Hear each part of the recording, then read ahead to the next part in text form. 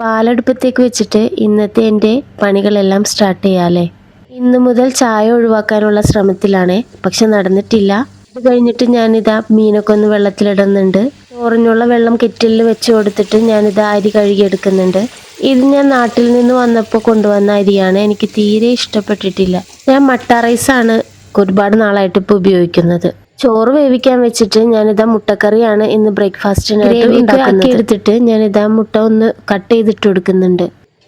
അതിലേക്ക് ഞാനിതാ കുറച്ച് വെള്ളം കൂടി ചേർത്തിട്ട് കുക്കർ ഒന്ന് അടച്ചു വെച്ച് ഒരു വിസിൽ വരുന്നത് വരെ ഒന്ന് വേവിച്ചെടുക്കുന്നുണ്ട്.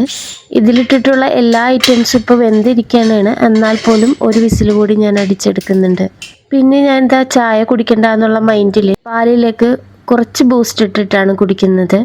അതുകൂടി ഒഴിവാക്കി എടുക്കണം. ഒരുപാട് ദിവസങ്ങളായിട്ട് ഹോസ്പിറ്റലിൽ തന്നെ ആയിരുന്നത് കൊണ്ട് ഒരുപാട് ക്ലീനിങ് എനിക്ക് ബാക്കിയുണ്ട്. ഇന്നത്തെ ബ്രേക്ക്ഫാസ്റ്റിന് പത്തിരിയാണ് ഉണ്ടാക്കിയെടുക്കുന്നത്. ഇതിൻ്റെ റെസിപ്പി പെട്ടെന്ന് തന്നെ ഞാൻ ലോങ് വീഡിയോ ആയിട്ട് ഇടാം. നിങ്ങൾക്ക് ഉണ്ടാക്കാൻ ഇഷ്ടമുണ്ടെങ്കിൽ ഒന്ന് ട്രൈ ചെയ്ത് നോക്കൂ. വളരെ സിമ്പിളായിട്ട് ഉണ്ടാക്കിയെടുക്കാൻ പറ്റുന്ന ഒരു പത്തിരിയാണ്. ടൈം എടുക്കുന്നത് അതൊന്ന് വേവിച്ചെടുക്കുന്നതിന് വേണ്ടിയിട്ട് മാത്രമാണ്. വെന്ത് വന്നപ്പോൾ ഞാനിതാ മറ്റൊരു പാത്രത്തിലേക്ക് മാറ്റിയെടുക്കുന്നുണ്ട്. ഇതാ മുഴുവൻ പത്തിരിയും ചുട്ടെടുത്തിട്ടുണ്ട്.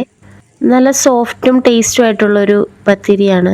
കൂടെ തന്നെ ഇതാ മുട്ടക്കറിയും റെഡി ആയിട്ടുണ്ട്. അപ്പോൾ ഇന്നത്തെ എൻ്റെ ബ്രേക്ക്ഫാസ്റ്റ് റെഡിയായി. ഇനി ഞങ്ങളിത് കഴിക്കട്ടെ, എന്നിട്ട് വേണം ഇക്കാക്ക് മരുന്ന് കൊടുക്കാനായിട്ട്. ഇതിൻ്റെ റെസിപ്പി ഞാൻ യൂട്യൂബിൽ തന്നെ കണ്ടതാണ്, പക്ഷെ അത് ഏത് ചാനലാണെന്ന് എനിക്ക് ഓർമ്മയില്ല. വെറുതെ സ്ക്രോൾ ചെയ്ത് പോയപ്പോൾ കണ്ട റെസിപ്പി. ബ്രേക്ക്ഫാസ്റ്റൊക്കെ കഴിച്ചതിന് ശേഷം ഞാനിതാ മീൻകറി ഉണ്ടാക്കുന്നതാണ്. കറിക്ക് വേണ്ടിയിട്ട് ഞാൻ നെയ്മീൻ പാരയും പിന്നെ പൊരിക്കാൻ വേണ്ടിയിട്ട് നെയ്മീനുമാണ് എടുത്തിട്ടുള്ളത്. ഇത് രണ്ടും ഒന്നാണോ എന്നുള്ളത് എനിക്കറിയില്ല. ടേസ്റ്റ് രണ്ടും രണ്ടായിട്ടാണ് എനിക്ക് തോന്നിയത്. പിന്നെ രണ്ടും രണ്ട് പ്രാവശ്യമായിട്ടാണ് വാങ്ങിയതും. ഞാനിതാ ഉരുളക്കിഴങ്ങ് മെഴുക്ക് പുരട്ടിക്കുള്ള ഉരുളക്കിഴങ്ങ് കട്ട് ചെയ്തെടുക്കുന്നുണ്ട്. അപ്പോഴേക്കും മീൻകറിക്കുള്ള കറി തിളച്ച് വന്നിട്ടുണ്ട്. ഇപ്പോൾ അതിലേക്ക് മീൻ കഷ്ണങ്ങൾ കൂടി ഇട്ട് കൊടുക്കുന്നുണ്ട്. മീൻ പൊരിക്കാൻ വെച്ചതിലേക്ക് കറിവേപ്പില ഇടാൻ മറന്നു പോയിട്ടുണ്ടായിരുന്നു. അതിലേക്ക് ഇതാ കറിവേപ്പില കൂടി ഇട്ട് കൊടുത്തിട്ടുണ്ട്. ഇനി ഉരുളക്കിഴങ്ങ് മെഴുക്ക് പുരട്ടി റെഡിയാക്കി എടുക്കാം. കടുകും മറ്റൽമുളകും പൊട്ടി വന്നപ്പോൾ സവാളയിട്ട് വാട്ടി ഉരുളക്കിഴങ്ങ് കൂടി ചേർത്ത് കൊടുത്തിട്ട് നന്നായിട്ട് അടച്ചു മൂടി വേവിച്ചെടുക്കുന്നുണ്ട്. പച്ചമുളക് കൂടി ഞാനിതിൽ ചേർത്ത് കൊടുത്തിട്ടുണ്ടായിരുന്നു.